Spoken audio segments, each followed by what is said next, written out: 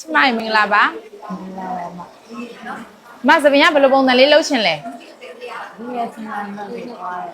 စိတ်ကလေးနဲ့လို့ပြောတယ်စီပတ်လေးလှုပ်ရှင်တာဘယ်ကတွေ့ရလဲတွတ်နဲ့တွေ့တာကြိုက်လို့သဘောကျလို့လာလောက်လိုက်တာဘယ်ကနေလာရလဲတဲ့တာဂီတာဝေးရနေကိုလာတာဟုတ်ပြီအဲ့ဒါဆိုရင်အသေးပြောတဲ့စီပတ်လေးကတကွေးလေးဆိုရင်တော့ဟုတ်တယ်တဲ့ပို့လိုက်မယ်ဒီလားဒါတွေတောင်းဆိုခြင်းသေးလဲဘာမှတောင်းဆိုတော့ခလာလောက်တော်လို့ရလားဟုတ်ပြီအဲ့ဆိုအပေါ်မှာလှိုင်းလေးနည်းနည်းရှိတယ်အဲ့တော့အပေါ်ရီဘောင်းလေးနဲ့အောက်စီပန်လေးလုပ်မယ်ဆိုလို့ရှင်တော့ပို့ပြီးတော့အဆင်ပြေတယ်နော်အဲ့ဆိုခုပဲစားလိုက်ရအောင်လေနော်ခလာလေးလုပ်ပေးမယ်လှဆုံးလုပ်ပေးပါဟုတ်ပြီကဲအဲ့ဆိုခုပဲစားမယ်နော်